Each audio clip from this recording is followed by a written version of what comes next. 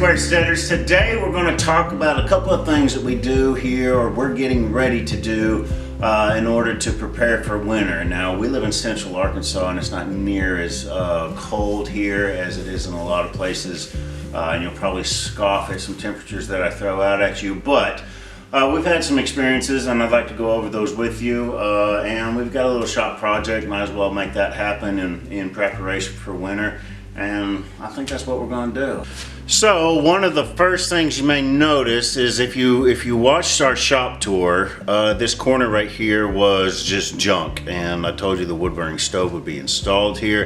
If you follow us on Instagram, you might have seen a little bit of that progress. It is complete. I have wood in there burning. It's heating up the shop quite nice. I'm actually a little bit warm. So I kind of want to go over this little setup that I've got here, because this has basically cost me about 30 bucks for this whole setup, and I'm going to explain that real quick. I'll zoom in here in a minute, but my camera doesn't autofocus, so going back and forth just doesn't really work very well. But here, this little stove right here, this was made by some friends that I used to work with that had a whole lot of material and free time on their hands, and they built this out of 1/4-inch plate, and this is a bent piece of rebar and some piping for legs and everything. And it's not ideal, okay? This thing gets hot and, you know, glows red, and it kind of warps, and it's not ideal. It's not a great stove, but for a shop, it's great. So I've got, and then back behind me, I've got this tile that I'll explain here in a minute, because I want to zoom in a little bit on some of this tile that my dad gave me. But down below, the pad and all the rocks. So I mean, I spent money on grout and I spent money on mortar. And then a long time ago, we bought these rocks as paving stones, a pallet of rocks. So I don't have very much money in that as well. So, and then all the trim is from a pine tree from our land that I sawmilled up and was able to incorporate into this. So let me zoom in real quick. Okay, so you can kind of see up close the stove now. Once again, not ideal for a house for sure. You don't want to try and use this in a house, but for a shop, it's great. So the tile, my dad has a laser, and he engraves sometimes tile and a lot of assorted other things. But he has a big project going on in his shop, and he had to make room. So he just moved all this stuff out. If y'all saw on the shop tour, I had a big old stack of exotic woods and stuff. Once again, that's from his laser, but he had to move everything out and gave me all this stuff, and I thought I would put the tile to use. Didn't have enough up here. Got some gloss, got some matte, got some whites and all that. Didn't have enough of anything, but just kind of threw all that together. Used a couple of his engraved tiles to put back there. And anyway, like I said, basically that whole setup there cost me about 30 bucks. So I couldn't be happier with that. So now I've got the stove installed. What is that? Where are we at now? Well, now I've got it installed. I've got some wood burning in there, heating up the shop, and now I can do my winter projects in here. And one of the first projects I have to do is work on this log splitter. Now, I haven't used this log splitter in many years because we don't have a wood burning stove in our house since we moved out to this place. I hate that. There's nothing I would want more, but if I install one and it didn't come with the house, we live in a double-wide manufactured home, and if it's not installed by the manufacturer, the insurance company won't cover our house. So we are stuck with electric heat. And so let me preface everything. That's why we're here, and I'm going to get into that, and I'm going to tell a story as to why this has become critical, even though I don't have a wood burning stove in the house. Anyway, so what's going on here? Let's look at this. So what do we have here? We have a log splitter that I purchased from my father-in-law right before he passed away. He built this. Actually, he built two of them, and they work fantastic. They're very powerful. Unfortunately, I don't have a whole lot of hours on this, the cylinder and everything, before we moved out here and did not have a wood burning stove anymore. So it's been sitting. So I made a mistake and allowed somebody to borrow this since we weren't using it. And they, I don't know exactly the circumstances, but they said it wasn't running right. So they took the gas can or gas tank off, filled it with sand, rolled it around in there to try and get what they said was rust in there. And there might have been, I don't know. But when you do that, it's just best that you replace the gas tank and not do that. Because when you do that, you scrape out the lining. And these are lined to keep rust from happening. And as soon as they did that, everything completely rusted up. So, for those of you concerned about gas fumes and the wood burning stove going and everything, that's not an issue. This is completely empty. The only thing in there is rust. So after that, the thing just wouldn't run right. Of course, they just brought it back over, cylinder completely out. That's people for you. So I have purchased a new engine and we're going to install this today. I've never done this, so I hope everything works out well. Let's just get to it.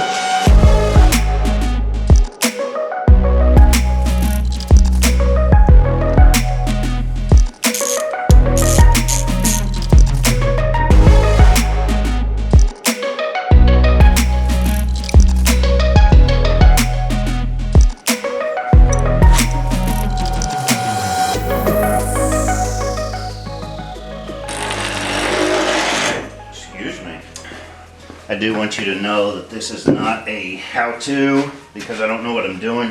This is just an opportunity to talk to y'all and work.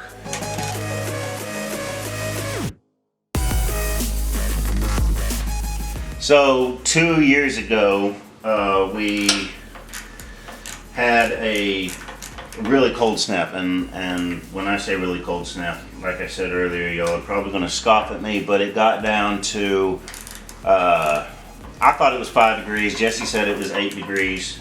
For us, that is extremely cold. I think since we've been back in Arkansas, the coldest, other than that, it had been for us was it had gotten down to 19. So that was really cold for us. And that's one thing to stress about when you go through something really cold like that, if you're not used to it, because then, you know, if your area is not ready for that, then you worry about water lines freezing and all sorts of stuff. Your animals and you know, we don't have frost-proof or freeze-proof waterers for them and everything because it's no big deal. If it freezes, you know, it's usually just a thin layer of ice and we break through it. And anyway, so we had this really cold snap. And when that happened, we had the power go out at the same day. And it was out it went out in the morning, I don't know, 3, 4 o'clock in the morning. We didn't know. We woke up, obviously the house was really cold because we're all electric. And I hope this just comes off.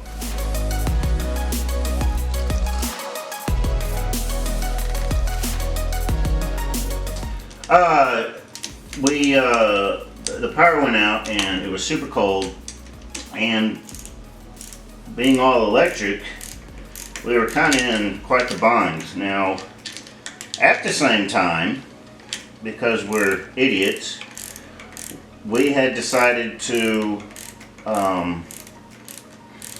get some turkeys. And those turkeys were still in the brooder, and at the time they were so young that the brooder was in the house. I think we had like 6 turkeys or something like that is what we were trying to raise. And they were in the brooder, power went out. So we had a whole lot of issues going on, and I do have a generator, but the generator was not powerful enough to put one of these back in here so I don't have to hold that. The generator was not powerful enough to power the heater on the house. What it was powerful enough to do was keep heat lamps on the baby turkeys. So here it is, and might I mention that this was during Christmas break. The kids were not in school, so Jesse was at work, but me and the two girls were at the house. And we were scrambling, trying to figure out how we were going to not only heat the house and keep it warm enough that the pipes didn't freeze, but also keep these turkeys alive. So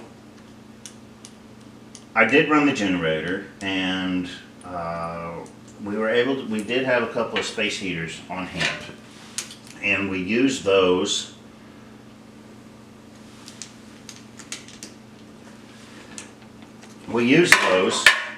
to add all of our water sources. So I opened up the cabinets, and man, it seems to be in a pain.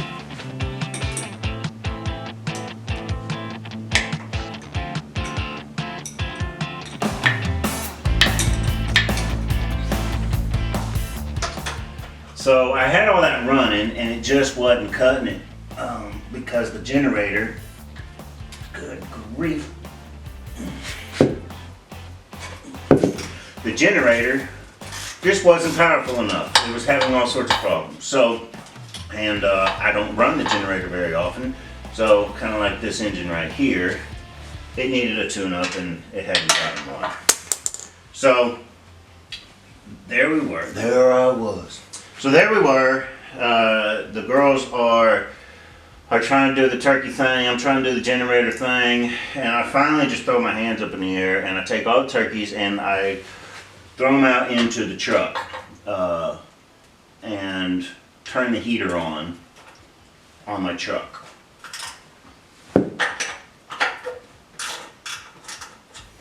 And that worked for a while. But the house was extremely cold, so we managed to get them safe. But what we hadn't done was get ourselves warm. And so we went outside and just built a fire. I mean, it was too cold. So it was cold. It was warmer outside anyway. I know we're talking 5 to 8 degrees. What's the difference? But you could tell it was warmer outside than in the house. And we had to warm ourselves. So we got a fire going. And that power was out. We don't even know why. It's not like it was a snowstorm or anything. But that power was out for right at 12 hours. And luckily, we didn't have any pipes freeze, but we did lose 3 turkeys. So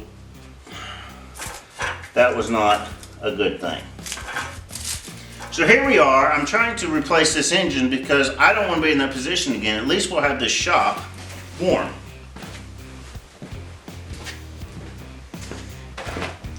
And we can throw animals or ourselves or whatever in here. All right. That guy off of there.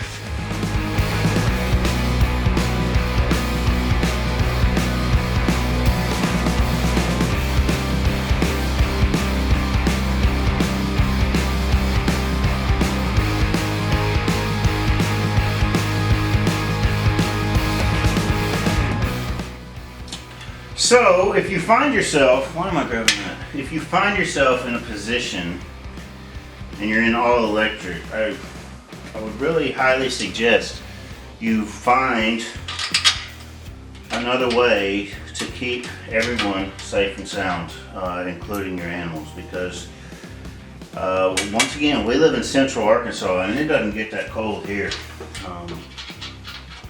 But it gets cold enough to cause problems, or it can get cold enough to cause problems, obviously.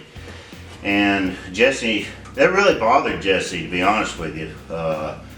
It bothered her that we were outside around a fire instead of inside the house. You know, so I mean, what do? You either buy a bigger generator, which you know, it's going to cost a ton of money. Or you adapt to whatever situation you have. And if you have like a shop, I highly suggest getting a wood burning stove in it just for that simple reason alone. Just as a place to be able to escape to if problems happen. At least warm up.